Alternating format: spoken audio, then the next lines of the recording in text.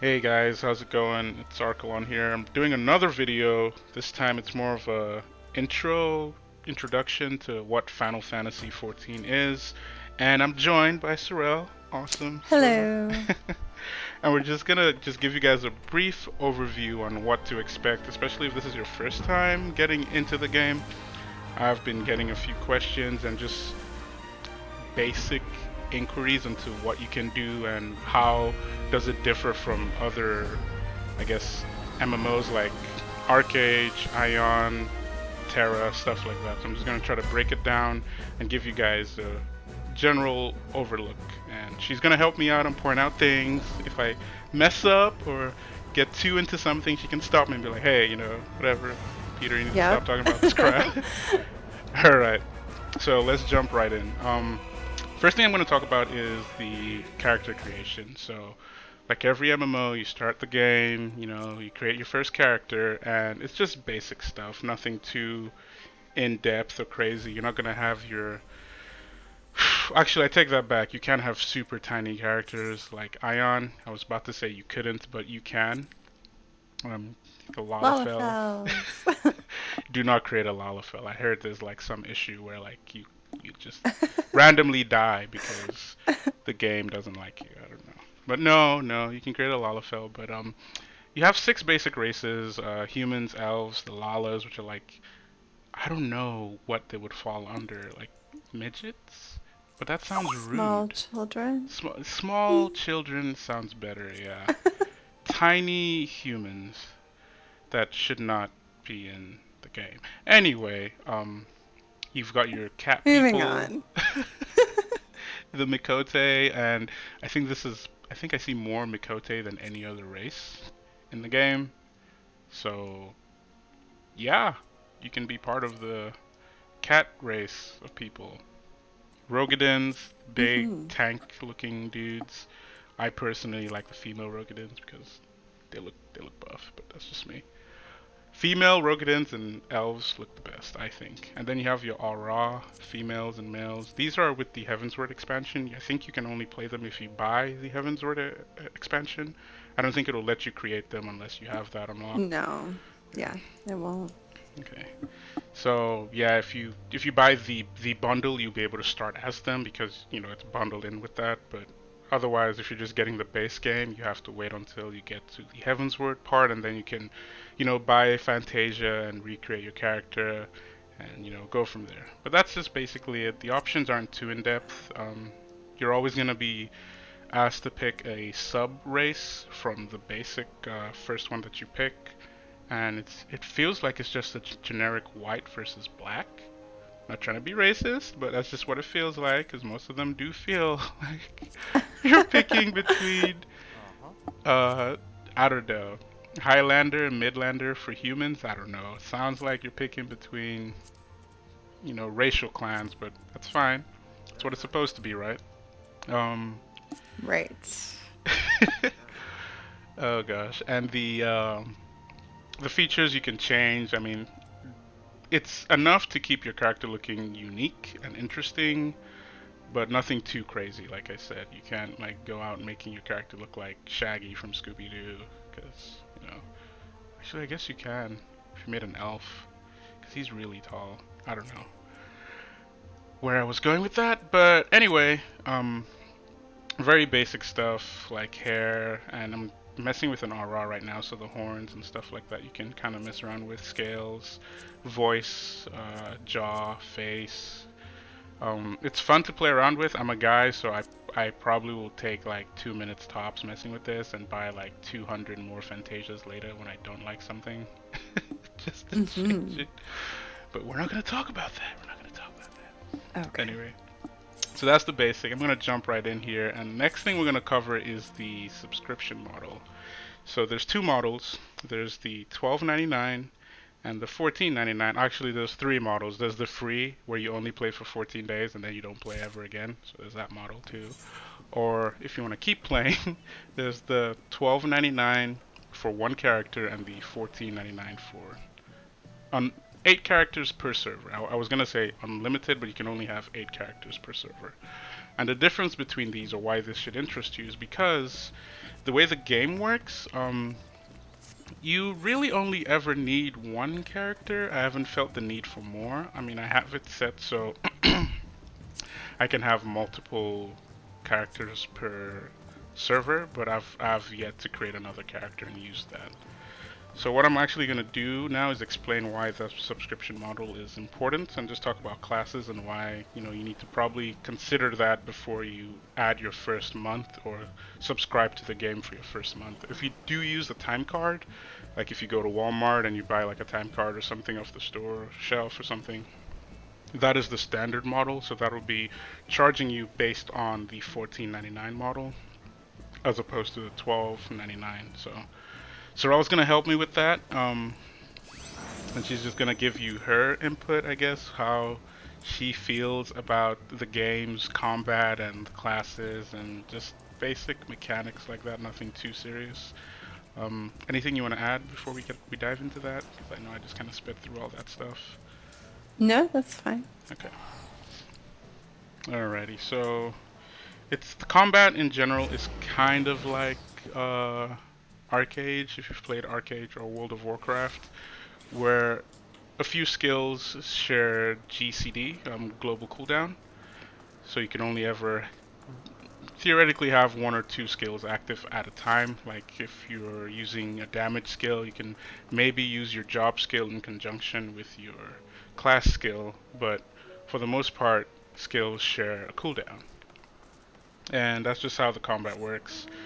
So if you've ever played those games, it'll be very familiar to you. If you're used to games like Ion, like I am, it'll feel slow at first, but not in the regard that it's slow because you can't get your skills off, but it's slow because you're waiting in order to get your skill off. It's like 1 second.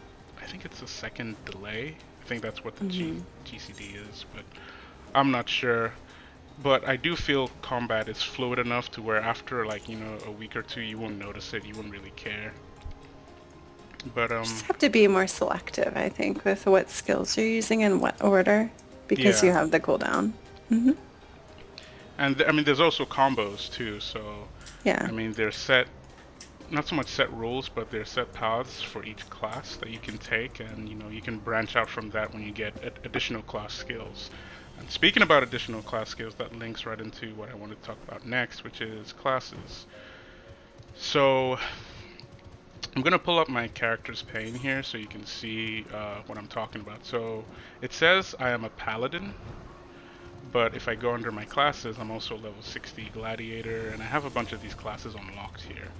Now what you're probably thinking is, how can I have so many classes unlocked and still be a paladin? That's because your job or your class after a certain point becomes dependent on what soul crystal you have equipped, which I thought was actually pretty cool. It just allows you to have multiple different jobs and roles that you can fill in a party or raid. That way, everyone can kind of like, pick what they want to be, pick what job they want to do, and, go with it. It gives you the freedom to be multiple things without having to recreate or create multiple characters, which I thought was pretty cool. I feel like more games should do that. Yeah, definitely. You could be a healer, you could be a DPS, you can be a tank, all in one character. And that is also part of that subscription model that I mentioned. So if you have all these different classes available to one character, there's really no need to pay the extra, I don't know, $2 to have 8 characters per server. This is only again if it's really that big of an issue, you kind of have that freedom to choose a different model and get away with a little bit of change here. That's fine. Especially if you're doing the 6 month sub all in one go, you can pick a 6 month entry sub as opposed to a 6 month standard sub, and you will save, what is that? 6 by 2, $12. So I don't know. Mm-hmm. All right. So another thing I wanted to talk about, actually, before I go into that, I've only ever played a tank class, so I can't really give too much of a say in how combat feels. I feel like combat is fluid enough, but I know the DPS classes in the game have positionals or a certain way you attack mobs. I don't know if that's the same with other games, but I've only ever played a tank, so I've never had to worry about that. Yeah, the Dragoon, which is what I'm playing, actually has a couple skills. You have to be in a certain position to do the maximum amount of damage. So you have to be at the flank of an enemy, or in some you have to do, the back, hit the enemy from the back to do the massive amount of damage that you can get from your class. So you do have to really pay attention when you're doing bosses or any other mobs, and there's a lot of moving around to Hmm. maximize your DPS Yeah. on these classes. And speaking of moving around, I feel most MMOs out there, you kind of have to watch where you're standing too. With Final Fantasy, but other games you don't have to. You can kind of just, not so much tank and spank, but I mean, it's either you're DPSing and you're moving, or you're DPSing and you're standing still. With Final Fantasy, I feel like for most boss fights, there is a mechanic that you need to be mindful of. So, Hmm. Just about everyone, yeah. definitely. Which keeps it interesting, I feel, mixes it up a bit. It's kind of boring for the tanks, but for the DPS, I feel like that would kind of make it interesting. Maybe not. Yeah. Well, in this game, a lot of the bosses telegraph their skills on the ground, and they have a certain kind of AoE range, like a circle or maybe a cone shape that they put down. You can see that before they cast it. So absolutely, as any kind of melee DPS, you have to be sure to be moving out of that kind of thing and not just stand in one space, as even while you're trying to maximize your DPS. So Yeah. it's very dynamic. And yeah, in that aspect, I would probably fail horribly because when it comes to tanking, I Oh. usually have like a one-track mind. I mean, Surrell's good at that. I Turning would around from the group and that's all. Your job's done. pretty much. I'm just like, okay, are you guys good? Okay, good, good. I'm just gonna stand here and Here's my hold aggro. rotation. I'm done. So, I mean, if that is your forte, go for it. But if you feel like you would struggle like me, don't. Please don't, because it's very Please unforgiving. Especially when you don't. get into raiding, it's pretty bad. But for the most part, it's not too horrible in instance. And actually, speaking about instances, the next thing I was going to talk about is dungeons and battlegrounds and stuff like that in games like Ion and Terra and Arcade.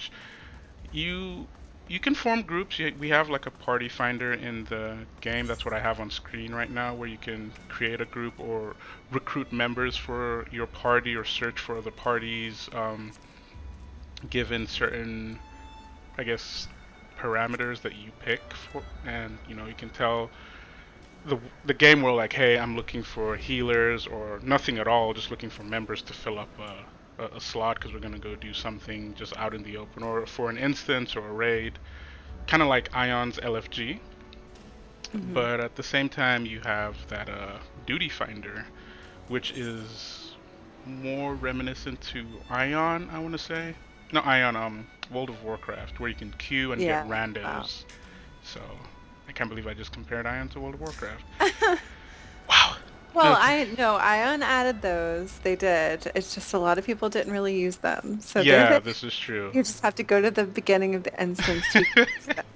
I And completely forgot about this that. game, you don't have to do that. You can queue from anywhere. So it is Quality of a life little too more like strong.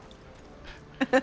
But yeah, this is true. I can't believe I completely forgot about that. I've never used it though. In my defense, I have never used it. Yeah. But I mean, if you're playing solo, you can definitely use the duty finder to kind of um, keep playing solo. In a sense, the queues are pretty bad if you're DPS. For Um, DPS, they are a little long. A little, yeah. but if you're a tank or a healer, they're close to instant. So the game definitely needs more tanks and healers, but Hmm. that's all I'm Well, gonna say what game about that. doesn't? Maybe if they gave us some of those dragoon skills, flashy dragoon skills, maybe more Maybe. people would play tanks. But I mean, especially in a game where you can have multiple classes, like I can be a paladin one moment and swap to my dark knight and my astro. You know, take advantage of that. Feel free to just experiment and based on how you experiment with different classes, you're also gonna level up the jobs for those classes. Like I think Dragoon is a Lancer level 30 Lancer, okay. and Marauder, I believe. Level 15 Marauder, so Hmm. and then that'll then allow you to pick different additional skills based on the level of those classes, and then add that to your bar. So in a way, it kind of lets you mix it up and kind of add your own flavor to the combat. So not everyone is going to play the same. Not everyone's going to have the same additional skills. And certainly not everyone's going to have the same rotation or opening. I mean, rotation and stuff like that. Are you dying, Surrell? I'm in a fate. I'm not Oh, dying. okay. I'm fine. Well, I will jump into the fate. And actually, that's the next thing on our list That's is another thing we should talk about. fates, which I'm gonna be super nerdy right now. Okay, so Sorrel, you can laugh at me later. Fates stand for full action time events. Okay, I looked this up. Okay, get out of me. But all they are is just little events that happen in the game, and people can kind of like tackle them together or solo, Hmm. depending on what you want to do. Some of them are level synced, so you can have to like, well, this one's done. Yep. You kind of have to dumb down your level if you're too high. That way, it keeps one person from like just mowing through all of them, like I Yeah, but a probably good way would to have. do Yeah. experience if you need to level in order to get past some kind of level cap. They're active all the time, all over the place. I would compare Yeah, it a little bit to Guild Wars 2 almost. It's like this a is world true. event. Yeah. Yeah, you can do it with one person, you can do it with five people, you can do it by yourself if you're, that badass. Wow. Definitely don't try doing it by yourself, especially if it's your level. But if you want to try to earn that achievement for badass one, rank one, then go for it.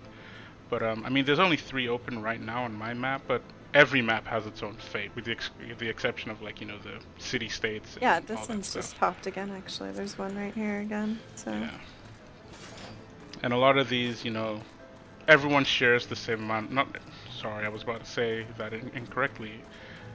If you're in a group, you will all get the same amount of XP, so you don't have to worry about having to out DPS someone or outperform someone else just so you can get experience. If you're there for at least, I think, 20% hmm. of the fight, you usually get the max credit for it, which is fine. Yeah. If you see the bar at the right-hand side, it shows a timer that you have to complete it in, and then as you kill the enemies or whatever the fate wants you to do, then it'll move. The bar So at the bottom, yeah. as long as you get the right amount in that time, you can potentially get a gold rating, which is more XP and more tokens or whatever, depending on where you're doing the fade and what level you are. Just keep that in mind because you don't want to. Again, it's also good to go to where if you see a fate that's close to being done, you might want to move on to the next fate after you know been flying around for a while. You don't want to go to one and then find out it's done. You get there, you get no XP, right? So keep your map open, especially if you're gonna farm fates. Yeah, if the timer's almost done and it's not anywhere near being done Yeah, yet, you might want to move on. and these fates just keep it interesting. For example, if you're waiting for your dungeon queue to pop, you could Hmm. just run around and do a few fates. This gives you something to do, or if you're just tired of running dungeon after dungeon on your tank or your healer, just go do a few fates. Hmm. You get to a level cap, it's a really great way to get some XP, do a couple fates. Yeah. The next thing I was going to cover, or the last thing rather that I was going to cover, I think the last thing I'm going to cover is PvP. It's a pretty big thing, pretty big deal. Um, so there is no open world PvP. No, I don't know. I mean, you could say having different factions openly is like open world, but you're not fighting anyone in the game world. So, as far as I'm concerned, there is no open world PvP. And I can't believe this, but I do think I'm gonna die. So There's a lot of mobs let me right get here. It's aggro just off. us. Let me get aggro off you if I can. Alright, there we go. Alrighty. Um, I was tanking without my grit stance, so it's a little bit harder. That's nice.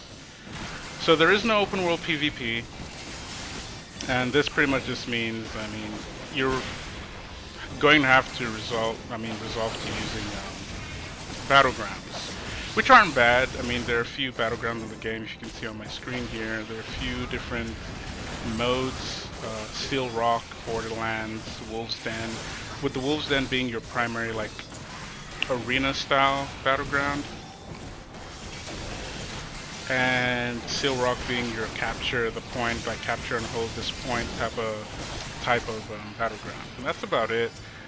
It's a little bit of a disappointment, especially if you're coming from games like Arcades and Ion, where every step you take could be your last because a group of slayers are gonna come around the corner and like murder you, or I don't know what were they called on Ion again?